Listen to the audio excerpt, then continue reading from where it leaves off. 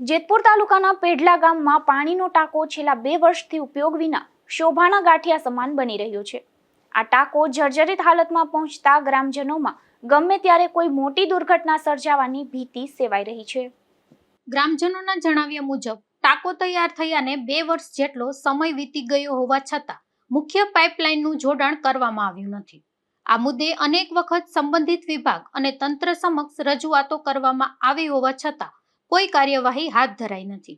આ અંગે અગાઉ જેતપુર તાલુકા વિકાસ અધિકારી દ્વારા સ્થળ તપાસ કરી યોગ્ય કાર્યવાહી કરવાની બાહેંધરી આપવામાં આવી હતી, પરંતુ ગ્રામજનોનો આક્ષેપ છે કે તપાસ અને રોજકામની પ્રક્રિયા માત્ર કાગળો પૂરતી જ સીમિત રહી છે, જેના પરિણામે ગામ લોકોને પાણીની સુવિધાનો લાભ મળ્યો નથી।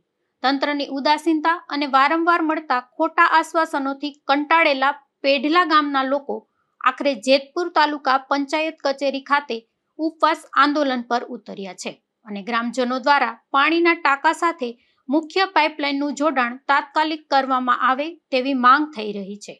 Bureau report, Gujarat news, Jetpur. તમારું નામ? ભૂપતભાઈ નાનજીભાઈ ગોયલ। શું સમસ્યા? મારા ગામની અંદર નવરંગપરા વિસ્તારમાં તથા બેલીક્લાસમાં 2 પાણીના ટાંકા બનાવેલ છે। એમાં 2 થી 3 વર્ષના ગાળા થઈ ગયા, તો હજી સુધી એમાં કોઈ પણ જાતનું પાણીનું એક પણ ટીપું નાખવામાં આવેલ નથી। તમે કોઈને રજૂઆત કરેલી? રજૂઆતમાં જેતપુર તાલુકા વિકાસ અધિકારી, કલેક્ટર સાહેબને, જિલ્લા પંચાયતમાં, મુખ્યમંત્રી સાહેબ, તમામ જગ્યાએ લેખિત ઉપર ઓનલાઈન બંને અરજી કરેલ છે। ટીડીઓ સાહેબને રૂબરૂ તથા ઓનલાઈન બંને અરજી કરેલ છે। તેની મેં તપાસ કરવા હું આવેલો હતો, તો ત્યારે મને એને કીધેલું કે આ પેઢલાના ટાંકાનું કે અમારા વિસ્તારની અંદર કામ નથી આવતું, કે તમે નવાગઢ આરએમડીમાં જાઓ, તે આનું કામ અમે નહીં સંભાળી।